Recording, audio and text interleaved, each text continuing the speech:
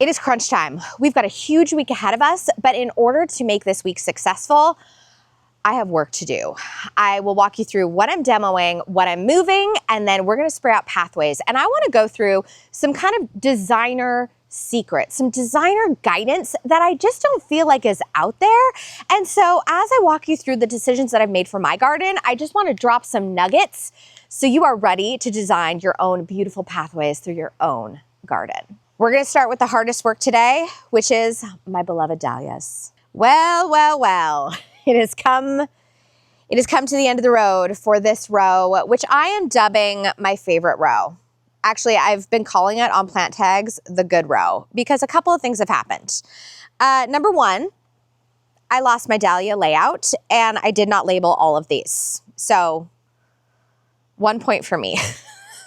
So I've been trying to let these go as long as possible to get as many blooms so I can identify them all before I have to move them. I even did a phone a friend last night to Ann Long of Dahlia House, and I was like, girl, I did not label all my things. And so she helped me identify some of these that have just bloomed out. So I'm feeling good about this. But this one still hasn't bloomed. This one still has not bloomed. That one still has not bloomed. This one still has not bloomed. So, oh gosh, and there are 4 more down there. So here's the plan. I'm gonna move everything today.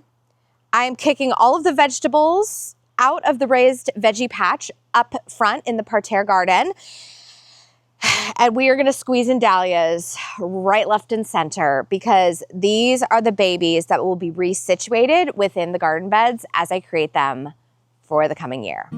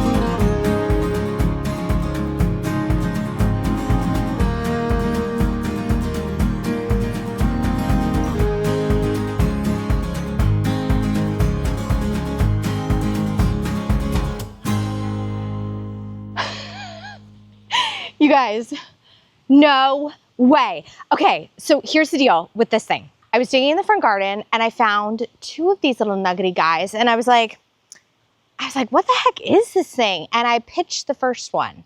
And then the second one I broke open and I started smelling it.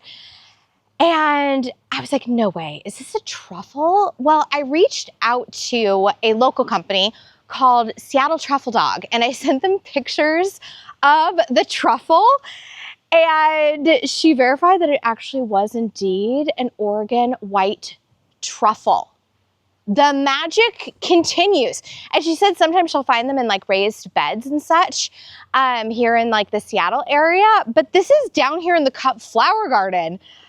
It is not truffle season yet, but I did ask if they would be willing to send out a truffle dog. Because how cool would that be? They not only like send out dogs to search for truffles, but they also train dogs to sniff out truffles. So I kind of want to like, do I put it back in the ground? Is there a truffle expert on here? I think I need to reach out to Seattle Truffle again and see like what I should do with an unripened truffle, other than like enjoy it on pasta. This is, you guys, this garden renovation, it is hilarious. So it's time for me to chart out the pathways through this garden. And what I'm gonna do is the guys are gonna come in and they're gonna rake this out flat, but my job here is really to essentially give them a rough draft. Where are we headed? Where are the lines gonna go? Because they're also gonna excavate down in my lines in order to put a crushed gravel base in there. I've decided to go with a metal edging that will rust really beautifully and then fill it with quarter minus clean, which is basically a description for small, tiny, clean gravel. Since I've got so many different pathways going on, I'm actually gonna do a rough draft mark out with my little rake here. And so I need to do a couple of different pathways. I'm gonna do a pathway from the bottom of my stairs over towards the stairway to heaven, as someone called it. And then I also have a couple pathways that are gonna wind through the garden. And those ones are the ones that I'm really interested to see how they play out in real life, not just on a sketch pad. And so I think what I'll do is let me start marking these out first, and then we'll deep dive into kind of the design principles that go behind pathways, their usage, their dimensions, and everything else having to do with a pathway.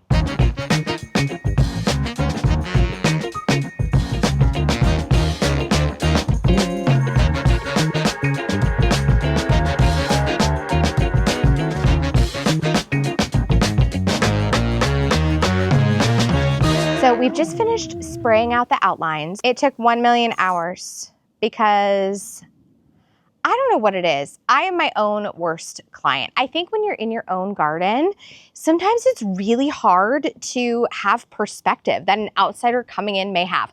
Also, I think I overthink these things because it feels so monumental that I actually get to do my own garden. So I want to walk you through pathways, directionality, vantage points, widths, all the things. When you're creating a garden, I find that one of the issues I had with this garden, and one of the things that I try to create for my clients, is a gentle unfolding of the garden. So previously you just spat right out here and it was like, what you see is what you get. And that's not the energy of a garden. In fact, I know I keep talking about it, but Camille's garden has a meandering quality to it. In fact, a lot of the gardens I've gone to, like Dan Hinckley's garden, the Brinkley garden, if you go back and look at the Garden Fling, every single one of these gardens had this beautiful, quiet, natural unfolding. And that is what I want for my space. So all that to say, I didn't want straight pathways. I wanted a gentle meander, but I also wanted to embrace the fact that this is a small garden and we need to get from point A to point B. So that brings us to pathway width and kind of like vantage points and directionality. When I'm doing a garden, depending on the size, I will either do a 4-foot wide or a 3-foot wide pathway. Occasionally, if I'm working on a bigger property, we can go like 6 feet wide. But if you get up into 8 feet, then it feels real weird. Then it feels like you're on the road. For my small garden, I'm actually playing with 3-foot wide pathways. One thought that I had was actually this one. Over here, we have a 4-foot wide step, which I think is so gracious when you're stepping down. It's also a little bit deeper at 14 inches. And so for this pathway, we're actually gonna start at 4 feet wide. We're gonna narrow just a little bit to 3 feet. And then as we get down to the stairway to heaven, we're gonna kind of naturally open it back up again. And I actually think there's something really beautiful in a garden about certain spaces feeling a bit of a squeeze. It's almost like a bit of a portal that you're kind of going through. And it allows us to create the illusion of opening, closing, that kind of just nice cadence through a garden. Alrighty, other things. I didn't want a singular pathway going towards the studio, which is literally where the camera is right now.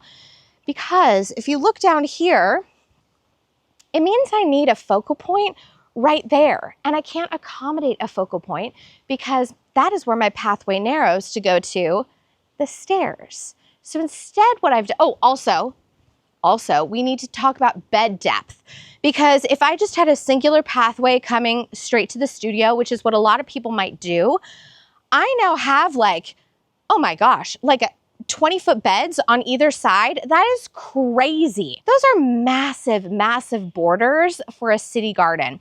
So instead what I've done is I've also created a little bit of a journey. I have created 2 pathways. And what this allows us to do is to embrace a little bit more of a circular floor plan within the garden. And now I can take a journey to the bunker deck, back here up to the house. It gives me so many more options to create little moments within the garden, maybe a little seat somewhere, maybe a bench somewhere else, maybe a nice spot for my bird bath.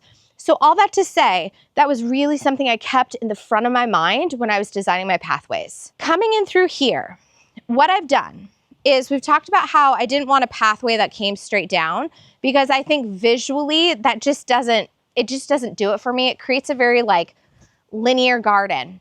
Instead, what I'm gonna do is I have divided my pathway. So I actually have one 3-foot pathway here and one 3-foot pathway here.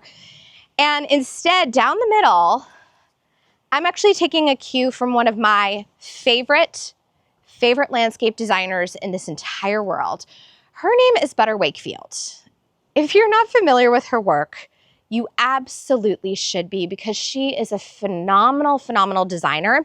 And one thing she did in her own home is she created a sort of a meadowscape coming down the center. And I was talking to a girlfriend of mine who's also another landscape designer. She's actually a landscape architect. And we were talking about how do we put our values on display? And so for me, in my garden, I want to put my value of a beautiful space that also invites in birds, pollinators, wildlife. And it's one of those moments where I've spent so many years fighting the bunnies. I just kind of thought to myself, what if I just open up my garden and I just design with the focus of having it be wildlife friendly? And how much better of a message would that be to you out there and to kind of the whole world? Because we need our pollinators. We need all of those special people in our garden. So all that to say, I'm gonna be working on creating a bit of a floral meadowscape. And this will be the vantage point that when I have those French doors open on the studio, this is the inspiration that I drink in. How am I creating impact in the world? And this is what I wanna look at when I have those creative juices flowing and I'm designing something beautiful for one of my clients. What I'm gonna do next is I wanna walk the paths and I want to show you kind of the soft meandering. It's not harsh. I'm not making this like crazy zigzag. I've ripped out plenty of those in people's gardens. It needs to be gentle, not forced, organic. That is what we're going for. Primary pathway number 1, coming down here off of the stairs, very gentle sweep and coming down to the stairway right here. Again, we've made this one, this will be a little bit bigger. It'll probably be 3.5 feet by the time we're said and done at its most narrow point. But think about it. I'm gonna be going down here with garbage. Maybe I'll be coming down with like a plate of food or something like that. All that to say, this needs to be just a wee bit bigger. All right, next. As we come down from the stairs, I have a gentle curve off to the left. Nothing harsh, just a nice organic. I wanted to see how I would naturally walk through the space using literally my steps. Hello, studio. Also, because I'm a girl who loves her options, I've got a secondary pathway over here. Again, gentle, nice little sweep here. And what it does is it helps frame this beautiful meadowscape that I'm planning for the interior. Because one thing I thought about is when I was looking and studying Butter Wakefield's garden, what I love is the intentionality of it. It's so narrow and it's so precise. And what it does is it doesn't make this like giant statement that your whole garden needs to be this way, but what it does is it gives you a beautiful focal point. It draws your eye through. It invites engagement. And I feel like if it was any wider, likewise, if this space was any wider, it would just kind of almost start to look blasé. Like it's almost, you get peak intentionality by constraining the limits of the meadow. All right, my friends, how about this for an update on La Casita? La Casita is looking so good. She's so pretty. And you can see right here my French doors. Here is a couple thoughts and something I would love for you to kind of drink in if you are planning a little renovation style of your own little casita in your garden. We needed to measure out the exterior door swing. Do you remember how I was looking for those precise doors? I couldn't have anything swing in because it would eat up too much floor space here. So instead, I'm doing an outward swing. This means a couple of different things. Well, first, a lot of you sounded off about light fixtures, and so it meant I did a little shopping for sconces, and I have 2 different sconces that are arriving this week, so cross your fingers. I'll show you those when they arrive. But I wanted to accommodate a door swing, and this is really important because it also applies to like gates, that kind of stuff. If I were to do one step here, right? That means I'm going up, I'm opening my French door, I'm pulling it outward down on my pathway, and then I step up and into La Casita. That is awkward on steroids. Instead, what I want to do is you're going to see this little pink line right here. And I'm going to have Brian help build a little tiny deck that comes out here. What that deck does is it provides a natural element. It provides a beautiful cedar moment and a grounding area. It also means that as I come down my pathway here, I step up onto my deck, and then I can open this door fully and put it open here, even with like a cute little door stop. But then I'm not stepping on and off of decking or stairs, creating a trip hazard and an awkward opening. So this is something I actually run into many, many times. People put like a gate and then immediately there'll be a stair there. And that can create, like I said, a big trip hazard for anyone who is not familiar with your garden. I want to show you two more little aspects, but essentially we've created a few of these moments where we have two pathways merging here on the ground. And originally I actually had this as a 90-degree kind of angle, and Brian looked at it and he was like, oh, this is literally the only 90-degree angle of pathway. So we wiped it, and now we've got this beautiful little V here. The other thing we did is we actually took our pathway 3 feet off of the corner edge of the deck, because I didn't want this pathway to come up here, we step up onto the deck, and then we step down again. That doesn't allow me to move through my space really freely. And that is the thing. I want to feel free in my garden. I want it to feel fluid. And I don't want any obstacles in my way. So all that to say, this last pathway, it curves off here. I'm gonna have to move my box, which I kind of knew was coming. And then you arrive down here at the bunker deck. What I think is gonna be really fun is now I've created this big, beautiful, blousy garden bed that I get to enjoy over here. Also, when I'm up on the deck, it now feels like I might bring in maybe some low hedging along here to really nestle this in, because I think we've talked about before, I've got a new neighbor who's literally peering into my garden now, and I want it to feel nestled. I want that feeling of security and privacy back. Okay, last but not least, I know this is like so far down the rabbit trail, but immediately when I was walking this way and I was looking at my cute window, I just immediately was like, I'm gonna have to put in a window box at some point. That won't happen this year, I imagine, but probably next year, I'm gonna have a baller window box right there on that window. All right, my friends, this has been a day, but I think it's a day very worthwhile spent, because these framework decisions are the decisions that really need to be rock solid when you are doing any design project. And I am so far, I'm just feeling really, really good about the state of my pathways and how La Casita is going to be nestled into this brand new garden. I will see you later in the week for another update. It's like, this is the time. We talked about this, we've crossed the threshold. No more destruction. It is only beautiful, life-giving construction from here on out. Okay, I'll see you in the next one. In the meantime, say hello to your garden for me.